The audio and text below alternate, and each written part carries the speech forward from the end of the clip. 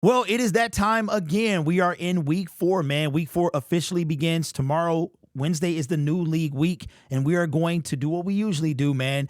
Week power rankings. Now, the Detroit Lions wind up winning against the Arizona Cardinals. I know they were 5 last week after the loss to the Tampa Bay Buccaneers. The Tampa Bay Buccaneers lost this week. I am intrigued to see what the difference is going to be this week.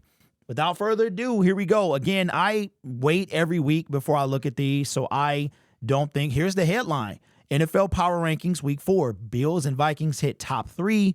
Commanders soar while 49ers plummet. Okay, so if the Bills and Vikings are top 3, I'm going to say Bills are 1, Chiefs are 2, and the Vikings are 3. It could be, it might be hard to put okay, I'm going to say Chiefs are 1, Bills are 2, and Vikings are 3. I think it's hard to move the Chiefs with the way they've been winning. So let's see. Number 1 is I hope it's the Kansas City Chiefs. All right. So that means number 2 is the Buffalo Bills, and number 3 is the Minnesota Vikings. Now, the Lions were 5 last week. Look at that, man. The Vikings up 12 spots.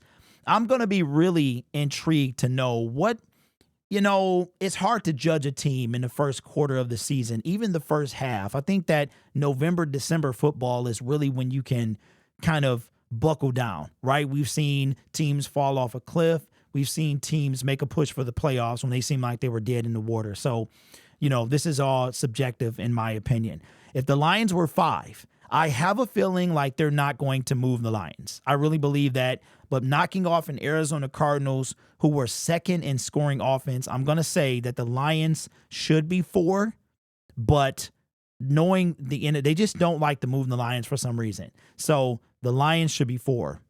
The Detroit Lions, number 4. Absolutely. Okay, this was the first time this power rankings that I've gotten right. All right. So if the 49ers plummet, and let me see. Let's go back and read. 49ers plummet. All right. Well, after that, I don't guess anymore. So let's see what number 4 is. I'm sorry. Number 5, the Philadelphia Eagles up 1 spot. The Detroit Lions went up 1 spot as well. Number 6 would be the Houston Texans falling down 3 spots. They got throttled by the Minnesota Vikings, which is crazy. Then number 7, the Green Bay Packers with Malik Willis under the helm or at the helm, up 3.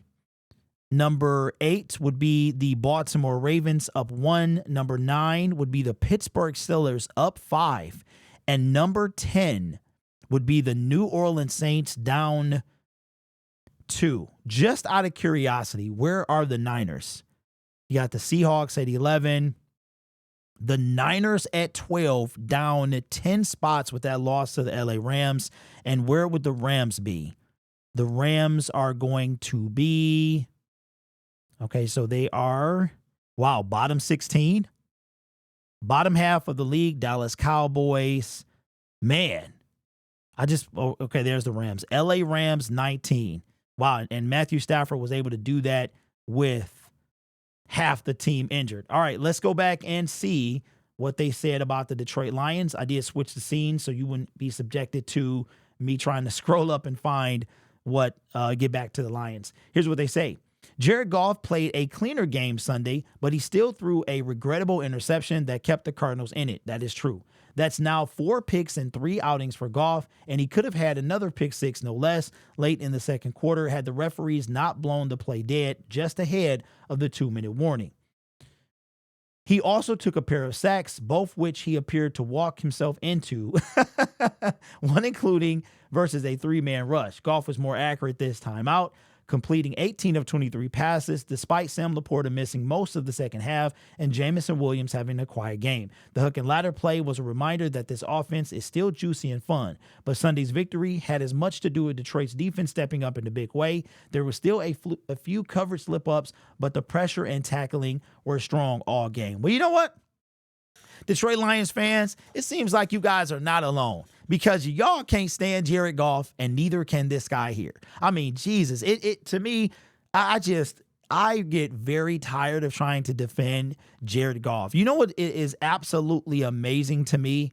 And again, I'll keep saying this, is we don't hold Brad Holmes accountable for anything. We barely blame Dan Campbell for anything, right? We will destroy Dan. Brad is the GOAT. We give him the pass when nobody is talking about Marcus Davenport. But Jared Goff, for everything this man has done. Lions fans, let me tell you something. You have never been to a Super Bowl. I'm going to say it again. You have never been to a Super Bowl. Jared Goff has. Your organization, my organization, has never been to a Super Bowl. And we treat this guy like, and it annoys me, man. We traveled and bought Detroit Rams shirts for a guy who willingly left this team. And we cannot, this Jared Goff, even if he was perfect, it still wouldn't be enough. But you know who's not perfect? Brad Holmes. You know who's not perfect? Dan Campbell. You know who's not perfect? The Lions organization. But for 57 years, you've hung around and you supported this organization. But Jared Goff cannot have one bad game. Are we going to talk about the fact that Josh Reynolds was a mistake? Not signing him was a mistake. Are we going to talk about that? You could argue Jonah Jackson letting him walk was a mistake. I don't understand what this man has to do. Now, back to where we are. I think that's decent. I think 4 is decent because the Minnesota Vikings are rolling right now. The Buffalo Bills, they playing a real good game. I could argue that the Kansas City Chiefs should have dropped down. They've had a lot of help, man. That game against the Atlanta Falcons, clear pass interference. I'm telling you, man, the storyline is for the Kansas City Chiefs to repeat.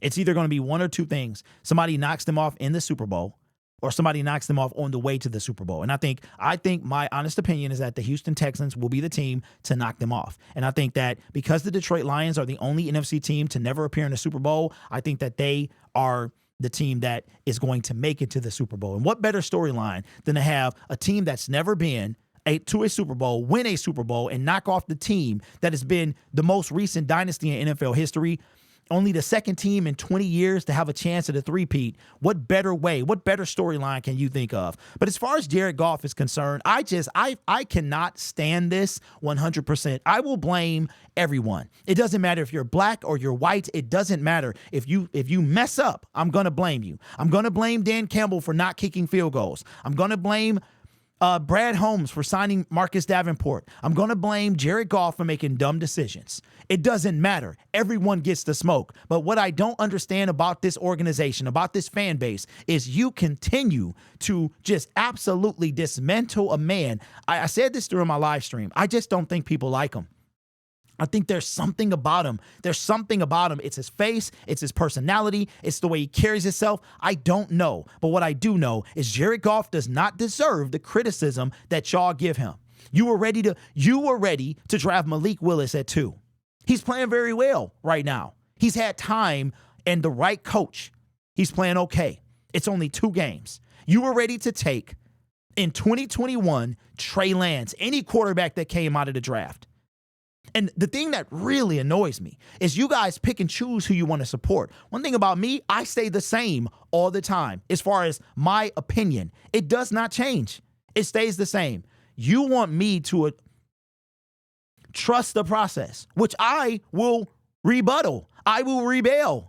I trust the process, but I also know Brad Holmes has to make a move or two. Sometimes, dog, you got to swing for the fences. If you want to play with the big boys, you got to have some big dogs. And right now, the Detroit Lions have some dogs. Some of them little dogs, some of them medium dogs, some of them big dogs. We got 1 or 2 big dogs on this team.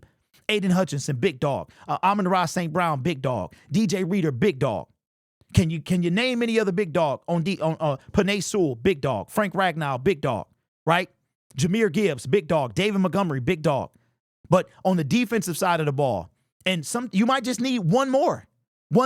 Get that one more big dog to change the culture. But as far as Brad Holmes and Jared Goff, this guy brought him in. So if you're going to criticize anybody, it needs to be Dan Campbell for not putting in Hendon Hooker. It needs to be Brad Holmes for bringing him here.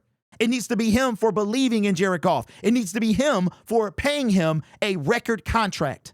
I don't understand this, bruh. Lions fans, what do you want? What do you want? You say you want to win. This man has helped us win, but he's not good enough.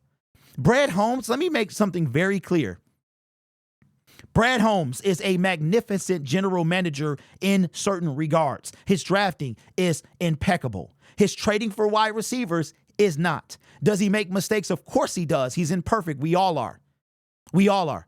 It's typos in my banner all the time. But everybody has accountability. Let's not make it all about Jared Goff. Does he miss open reads? Yes. Does he make bad decisions? Yes. But I couldn't imagine him and any other quarterback, the things that they have to go through. The ability to stand in the pocket. This guy scrambled for a first down, which he does not do. I don't understand. We want to win. We've been winning, and it's not good enough. I'm going to tell you right now, no, for me, it's not good enough. But my problem is not Jared Goff. My problem is this pass rush and how it has held us back. And now, again, Marcus Davenport being out. Now we have to rely on our depth, our Isaac Ukus, our Mitchell Agudes. After that, then what? It's the fact that Brad Holmes let every other draft pass rusher walk. Just nope. It's the fact that he's not willing to take a risk. Sometimes you got to be willing to do that. Maybe Jared Goff is that risk, but I'm just saying, man, what do we want? So put it in the comment section below. I had a nice little debate during the postgame show about Jared Goff. What do you want? What do you want? So Lions fans, put it in the comment section. Two things. Do you think the power rankings is fair this week? And what do you want from Jared Goff? Because I don't know. I don't know what Lions fans want. Again, I'm very clear. I want to win. I don't care how we do it. Charlie Batch could be back there. I don't care. As long as we make and win, just, you know what? Get to a Super Bowl. That's growth. That's what growth is. We've been progressing, but we ain't done. And guess what? Dan Campbell was right. Until we win, we ain't done nothing. We haven't done anything. We've been floating on bubbles and rainbows and hope for 57 years. It's time to win it all, period. And guess what? Jared Goff is going to be that guy for the next 4 years. Just like you want me to deal with the fact that we're not going to bring an edge rusher in here? Okay, all right. You deal with the fact that Jared Goff is your quarterback. Point blank, period. Maybe if you do that, maybe I'll get off the edge rusher, but probably not. At least I know that I'm right. I know that I'm right. And that's not a brag. The numbers have backed me up. Jared Goff took us with a less superior team to the NFC title game where the defense and Josh Reynolds let him down. You got me all messed up.